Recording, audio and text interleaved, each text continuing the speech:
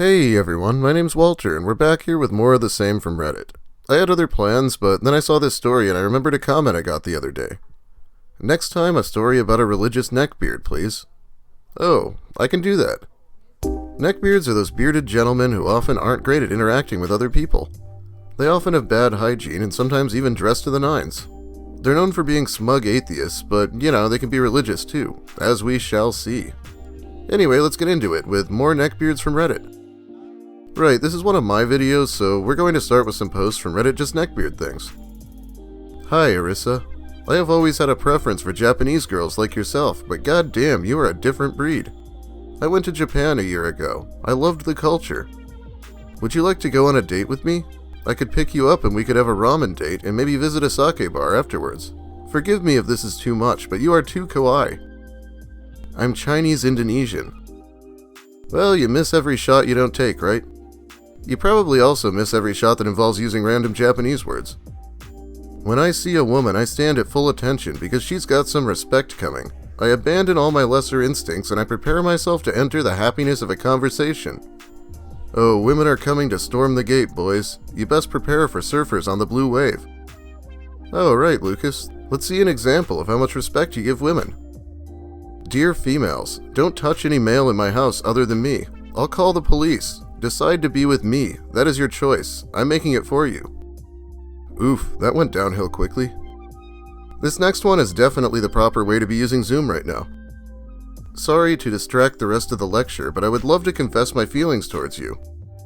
Your soft voice and beautiful looks make you a perfect match for myself, and I would love to take you on a proper date. Please reach out to me and provide your phone number. He sent that to the whole class? This is one of those things that just give you secondhand embarrassment. Imagine how strong it'd be if you were actually in the call. Also, art is entirely subjective. If you played the game, you might remember the pink-haired one is 1,724 years old and the blonde is older. I see two adult women who just happen to be demons in a fictional world. You see children with breasts. Tells me you need help. There is, of course, someone who got downvoted for defending Lolicon in the comments for this one. Unsurprisingly to me. Men, if a woman refuses to date you just because she's not physically attracted to you, she is misandric. Ladies, if you won't have sex with a man just because you don't find him attractive, you are problematic. There is more to dating than attraction. All men deserve sex. Okay, as a man, I'm not ever going to hook up with someone I'm not attracted to. I don't really see why I would. Not everyone finds physical attraction necessary, but I think most people do. Kentucky man arrested after he was caught trying to sell a 4-year-old black child at a gas station. Yeesh, and yes, he was on meth if you were wondering. Anyway, this is going to be really long again if we don't get to the story, so let's head over to Reddit Neckbeard Stories. That neckbeard that would never leave me alone. Hello all, first time posting a story on Reddit, so I hope you like it. I've watched a lot of videos about these kinds of stories, and I thought I should share mine. Hope you like it. So for a bit of background, I am a Christian, and when I was just starting college, I stayed home for my first 2 years of school to go to community college and save money. Highly recommend doing, by the way. So while I was still living at home and having no friends, my mom really wanted me to attend my church's young adult group, where every Thursday night all the young adults would come together and do the normal church routine of singing, hearing a message, and then discussing about it. This church was big, so they had a decent-sized turnout for events like this. I enjoyed it, and it got me out of the house, so I regularly attended it when I could. Fast forward about a year, and it's the summer before my second year of college. I was working on applying for the college I would later attend, but I was still going to be around town for another year. This particular Thursday, I wasn't in the mood to be there, but I saw my brother-in-law's brother, who was a year older than me, and he asked me to sit with him. We weren't super close, but we liked talking about how my sister was expecting a baby and how excited we were to be an aunt and an uncle. When I sat down, I knew nobody there, but I tried to enjoy myself, and then we were done within an hour. When we finished, though, one of the guys at my table walked up to me and wanted to discuss the baseball hat I was wearing. The hat had the local team on it, and this guy was really into sports apparently. Let's call him Mike. Mike was in his early 20s, really tall, pretty big, had a hat on with the local basketball team on it, a Marvel Civil War t-shirt on it, and, you guessed it, he had a neckbeard. Whenever I saw him, his style never changed. Now, this guy sweated a lot, so he still smelled a bit ripe, but I'm pretty sure he did shower, so he didn't have the full appearance of a neckbeard. Mike started to chat with me a lot, trying to see if I was a sports nut. I'm not. but then he realized I liked superheroes. I liked DC and he liked Marvel, so we talked about that and the Infinity War movie until it started to get awkward. I left that conversation with the guy just having my first name. He didn't know my last name and he didn't have my number. All he knew was my name. It was nice to talk to him, being that I have never been able to be that nerdy around family or friends. However, Mike always seemed a bit off to me. After a few days, and I completely forgot about him, I saw a friend request on Facebook from him. To this day, I still don't know how he found me, but like the naive little girl I am, I accepted the request and let the floodgates open. During the next year, I grew very close to him. He and I would sit together at Young Adults every Thursday night, text every waking minute during the week, and I would even go to his parents' house an hour away from mine so we could go see superhero movies together and play video games. You know, these are usually the same guys that complain about the friend zone, but it's weird because they purposely throw themselves into it sometimes and only complain when it becomes obvious that they can't charm her into a relationship. Now, I need to preface my stupidity here. I realize in hindsight that I should not have done a lot of what I did. Mike was a close friend at the time that if people just saw us together, they would have thought we were dating. I never really had a close friend ever, so meeting Mike and connecting with him was like a dream come true for me. I did preface to him multiple times that I never wanted to date. I just saw him as a friend, and he was okay with that. But it was really stupid of me to not only go to his house but to play video games in his bedroom and sit on his bed while we played. Plus, how often we texted each other was ridiculous. For every one text that I would send him, he would send me 10. I mean, like, he would text me good morning every day, we would text for hours on end, and we would even call upon occasion. We even had superhero nicknames for each other. After it started to go too far, I started to get uncomfortable. I wanted to say that sitting on a guy's bed and playing video games with him shouldn't be a mistake. That's his fault. Am I doing the not all men thing? Well, it is true sometimes. He never called me milady or would compliment me up and down the wall. All he would do is talk about all the friends that left him. He has friends that bullied him in school and friends at the church that ignored him. The majority of his texts to me were him hoping we'd still be friends because even he could see when I was getting uncomfortable around him. I would have to remind him constantly that we were fine so that he would stop bugging me. I felt so bad for him with what he went through that I guess I wanted to make sure I would never do that to him. Oh boy, was I wrong. Crap didn't start to truly hit the fan till I went off to college. My college was a state away, so I was making my rounds saying goodbye to everyone I knew before I left.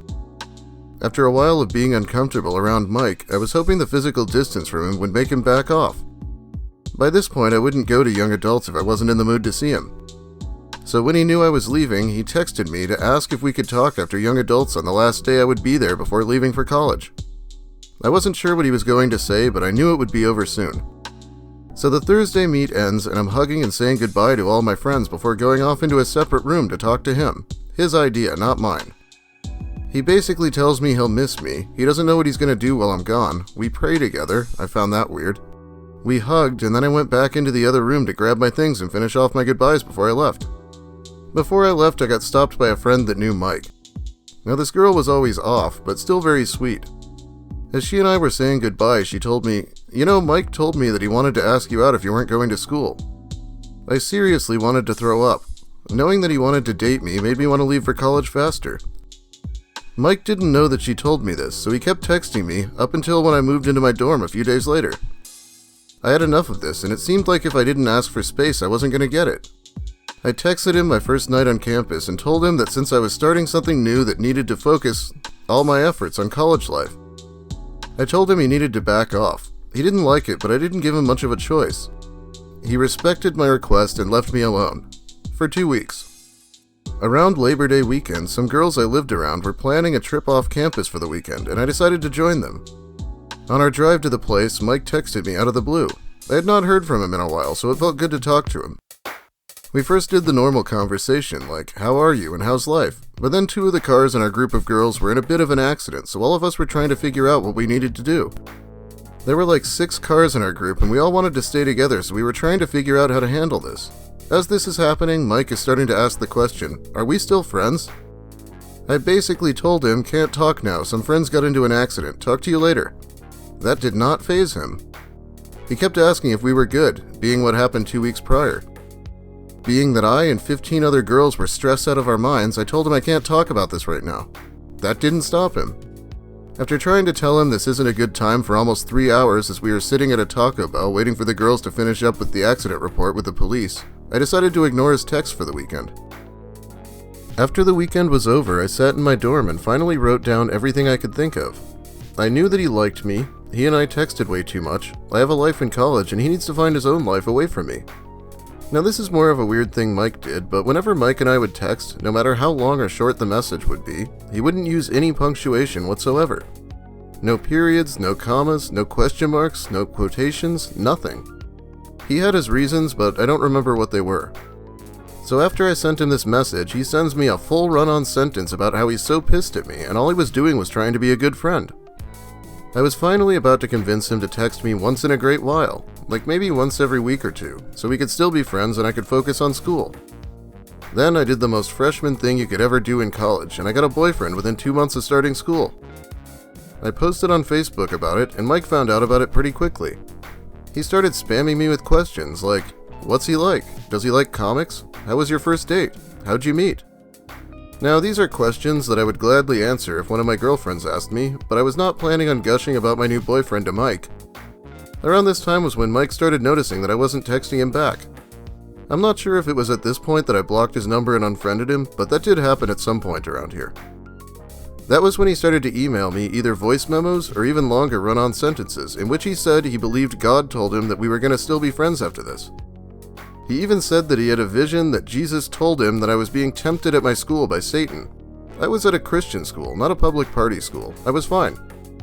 Now, I am very devoted to my faith, but I don't agree with using your faith in this manner to get someone to do what you want them to do because you say Jesus says so. I basically ignored him by this point. Yeah, this is the same thing we saw with our friend Loving Too Much Iowa, or Iowa Beard. If you haven't seen that series, I would suggest it. Saying you had a dream or vision that God means for you to be with a girl is only going to scare her away, regardless of whether she's religious or not. But it is kind of blasphemy, so Christians probably won't appreciate it either. A few weeks go by. Fall break was coming up, and I was heading back home. Mike didn't know about fall break, by the way. I really missed the young adult group, but with Mike most definitely being there, I didn't want to go alone. Also, during this time, I was relaying to my mom what was going on with Mike. I've dealt with weird men before, so my mom, with my permission, emailed the pastor in charge of the young adult group to talk to Mike. Even my mom was concerned that Mike was telling me that God says we will still be friends. I still wanted to go to young adults when I got home, so thankfully I found 3 great girlfriends from that area that were free that night, and were totally open to coming. Now, 2 of them had met Mike before, but none of them knew about the garbage that was happening between us while I was away. I just told them to ignore him, and they totally understood. The moment we walked in was kind of funny. I walked in with my 3 friends, and there was Mike sitting at a table in which he positioned himself to see everyone who was walking through the door. I saw him instantly, and I could see the shock on his face when we walked in. We found a table that had enough seats for all 4 of us, and then I saw Mike walk up towards us. We needed to look busy, so I didn't feel obligated to talk to him, so I pulled out my phone to show my friends the long list of unopened snaps I got from the girls at college. They understood and crowded around me to look, and after about 30 seconds of this, one of my friends said, "Mike is circling our table." The dude wanted to talk to me so badly that he was literally trying to find an opening. He didn't, thank God. I'm actually kind of starting to wonder if this guy has a disability or something. I know being a man-child is a common neckbeard trait, but this guy's really taking it to the extremes sometimes.